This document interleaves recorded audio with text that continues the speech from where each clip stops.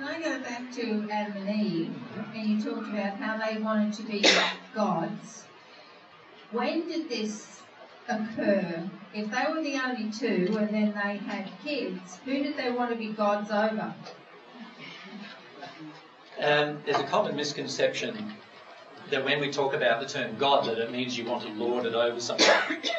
The truth is that being God, that what they wanted was the freedom to create their own laws and the freedom to create... Does that make sense? Like, in other words, the freedom to create their own universes and their own laws in disharmony with God. They had a very complex and very bright intellect, much brighter than any person here on earth today has. And at the moment, many of you would all know that we use probably at the most 10%, and in fact recent studies have shown that we're probably only using more like 3 or 4% of their brain, for example. Whereas back then they were using 100% of their brain intellectually. So if you can imagine what kind of concepts you could dream up in that state, with your own intellect fully burning brightly, they came up with some really complicated things that they would have liked to have achieved.